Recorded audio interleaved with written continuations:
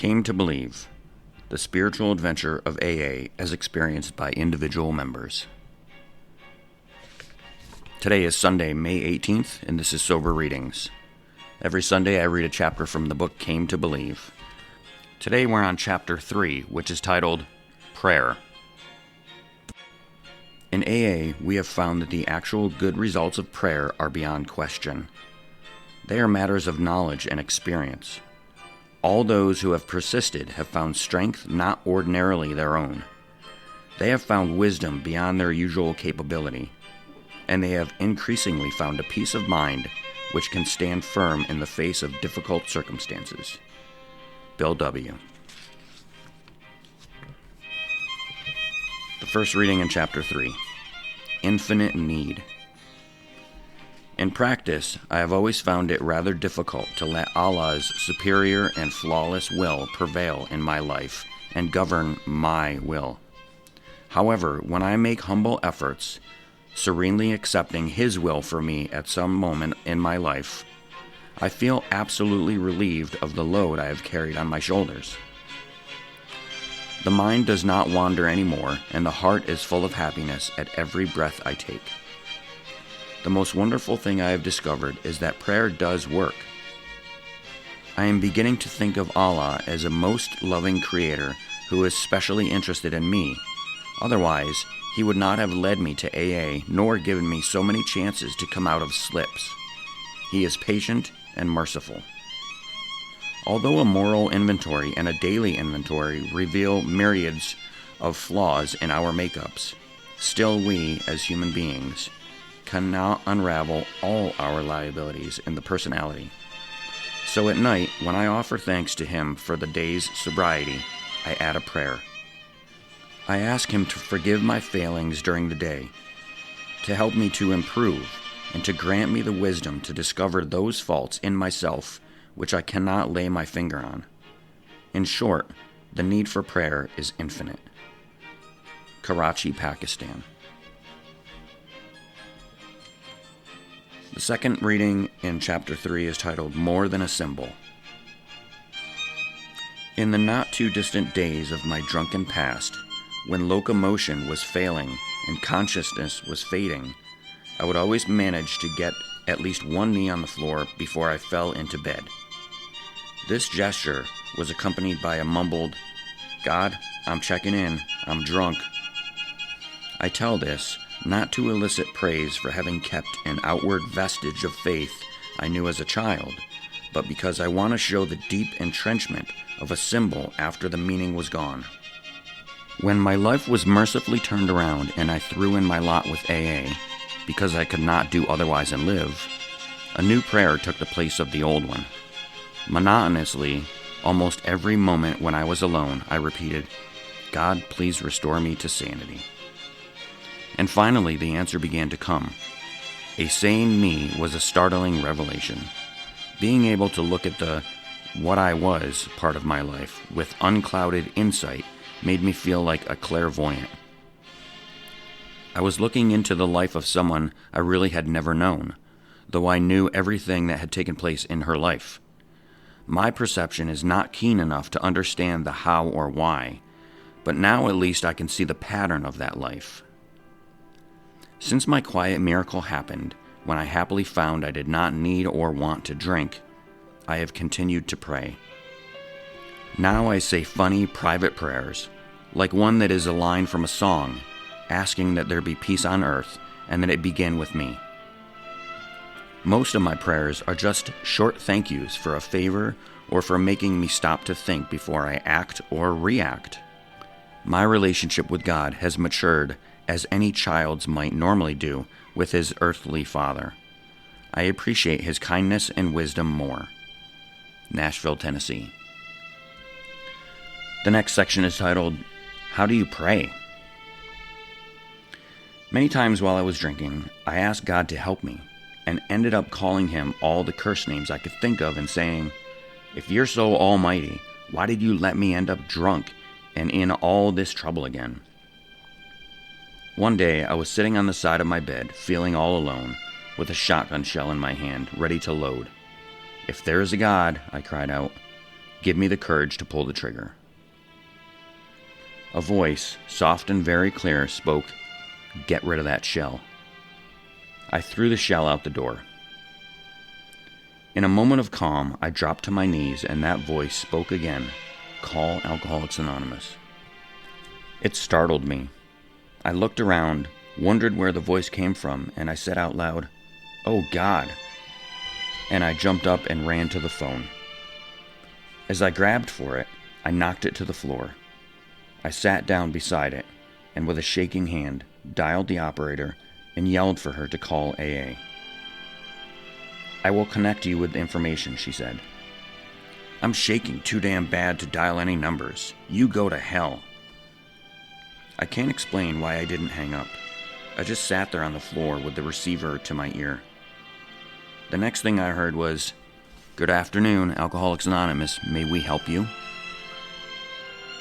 After I had been sober in AA for 4 months, my wife and I got back together. I had always said it was her fault that I drank so much. All those crying kids and her complaining would cause anyone to drink. But after we had been back together for 3 months, I realized how wonderful a wife and a mother she was.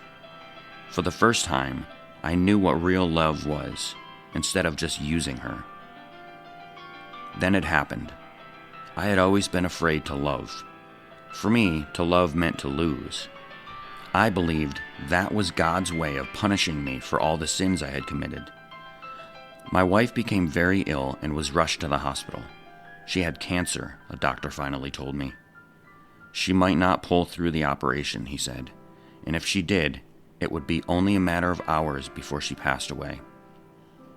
I turned and ran down the hall. All I could think of was to get a bottle. I knew that if I got out the door, that's just what I would do. But a power greater than myself caused me to stop and cry out, "My God, nurse, call AA." I ran into the men's room and stayed there, crying, begging God to take me instead of her. Again, the fear took over, and in self-pity, I said, "Is this what I get for trying to work those damn steps?" I looked up, and the room was full of men, standing there looking at me. It seemed to me that they all stuck out their hands and said their names at the same time. "We're from AA." "Cry it all out," one of them said. "You'll feel better. And we understand." I asked them, "Why is God doing this to me? I've tried so hard, and that poor woman..." One of the men stopped me and said, "How do you pray?" I said that I asked God not to take her, but to take me. He then said, "Why don't you ask that God give you the strength and courage to accept His will? Say, 'Thy will, not mine, be done.'" Yes, that was the first time in my life that I prayed for His will to be done. As I look back, I see that I had always asked God to do things my way. I was sitting in the lobby with the AA men when 2 surgeons came up to me. One of them asked, "Can we talk to you in private?" I heard myself answer, "Whatever you have to say, you can say it in front of them. They are my people." The first doctor then spoke. "We have done all we can for her. She is still alive, and that is all we can say." One of the AAs put his arm around me and said to me, "Now why don't you turn her over to the greatest surgeon of them all? Ask him to give you the courage to accept." We all linked hands and joined in the serenity prayer. How much time passed, I don't recall. The next thing I heard was a nurse speaking my name. She said softly, "You can see your wife now, but only for a couple of minutes." As I ran up to the room, I thanked God for giving me this chance to let my wife know that I did love her and was sorry for my past. I was expecting to see a dying woman. To my surprise, my wife had a smile on her face and tears of joy in her eyes. She tried to reach out her arms, and in a weak voice, she said, "You didn't leave me alone and go get drunk." That was 3 years and 4 months ago. Today, we are still together. She works her program, Al-Anon, and I work mine, both of us living in today, one day at a time. God answered my prayers through the people of AA. Huntington Beach, California. The next reading is a short one. It's titled, God Found Me. I believe that God found me more than I found him. It was similar to watching a child walk. He falls down again and again, but it is better not to try to help him until he comes to realize that he cannot do it alone and extend his hand. I had gotten myself into a position where I had no other place to turn. I was at a point of almost complete despair. Then and only then did I honestly and simply ask God to help me. He came to me instantly, and I could feel his presence, even as I do this moment. Nashville, Tennessee. This next reading is titled, A Small White Card. When I came to AA, I was a self-ordained atheist, a part-time agnostic, and a full-time antagonist. Antagonistic toward everyone, everything in general, and God in particular. This was due in part, I suppose, to my trying to hold on to my childhood concept of God. A more bewildered, confused, powerless woman there never was. It seems that I had lost faith first in myself, then in other people, and finally in God. There was only one good thing about my refusal to believe that I had a creator. It certainly relieved God of an embarrassing responsibility. Yet I had a spiritual experience the night I called AA, though I didn't realize it until later. 2 angels came, carrying a real message of hope, and told me about AA. My sponsor laughed when I denied that I had prayed for help. I told him that the only time I had mentioned God was when, in my despair at being unable to get either drunk or sober, I had cried out, God, what am I going to do? He replied, I believe that prayer was a pretty good one for a first one from an atheist. It got an answer, too. And so it did. In a state more like rigor mortis than an actual hangover, I was taken to my first AA meeting, about 65 miles from my hometown. We visited a member's house on the way, and I caught my first glimpse of the Serenity Prayer on a wall plaque. It was a shocker. I thought, I've really got myself into another big mess with my drinking, as usual. I hope this prayer has nothing to do with AA for heaven's sake. And I studiously avoided looking in that direction all afternoon. Little did I know that, starting 24 hours later, the Serenity Prayer would be my companion and hope and salvation for 5 horrifying days and nights. After we reached the closed AA meeting, in the evening, my whole attitude began to change in spite of myself. These people had something I lacked, and I wanted it. Later, I learned that what they had was power-driven and power-steering, and that the source was a loving God as they understood him. They acted as if I was an answer to a prayer, and they really wanted me there.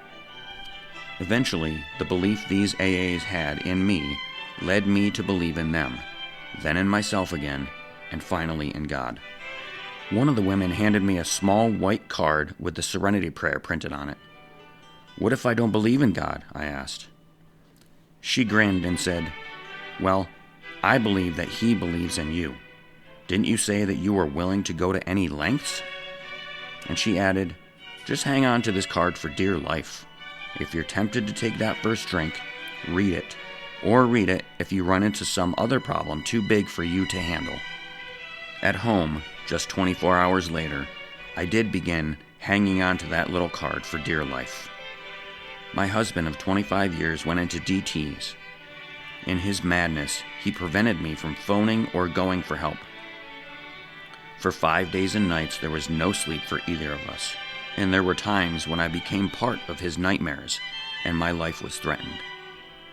All the while, I never allowed the card to leave my person. I read and reread the Serenity Prayer. Though the house was as well stocked with liquor as a small bar, the miracle of it was that I did not take a drink. Me, who had solved all my problems with strong drink. Instead, I clutched that little card and murmured the words over and over for 5 days and nights. I do not recall making any decision to believe. I felt only that the God of these AA people might take pity on me and help me. But I certainly had come to believe that I was powerless. As our big book states, the alcoholic at certain times has no effective mental defense against the first drink. Except in a few rare cases, neither he nor any other human being can provide such a defense. His defense must come from a higher power. All this so soon after my first meeting. The whole experience caused me to listen intently to other members' stories of how they came to believe. It caused me to read and reread the chapter We Agnostics in the Big Book and the words on the same subject in 12 Steps and 12 Traditions. At last, I came to the conclusion that there was an easier, softer way. Easier than anything I had tried for myself before AA. I came to believe. And lest I forget, I still have in my possession a small, tattered, faded Serenity Prayer card, which saved my sanity and my sobriety and restored my faith in the God of my understanding. Brighton, Colorado. In the last section in Chapter 3, Heard at Meetings. Many people pray as though to overcome the will of a reluctant God, instead of taking hold of the willingness of a loving God. It is wise to pray for the future, but not to worry about it, because we can't live in it until it becomes the present. The depth of our anxiety measures the distance we are from God. If we have the opportunity to help in some practical way when our loved ones or other people we are concerned about are in trouble, let's do so. If there is no such opportunity, let's pray for them and believe that, in doing so, we are helping to connect their minds to God's influence. But let's not expect same-day service. The important part is not to cancel our prayers by later worrying. There is a vast difference between being concerned and worrying. Long-distance, unconditional faith is the best kind. Sydney, Australia. That's the end of Chapter 3's reading. Next Sunday, Chapter 4 is titled Release from Obsession. Until then, remember, just for today, don't drink, go to a meeting, and keep coming back. Have a great day, and like my friend Larry says, best day ever.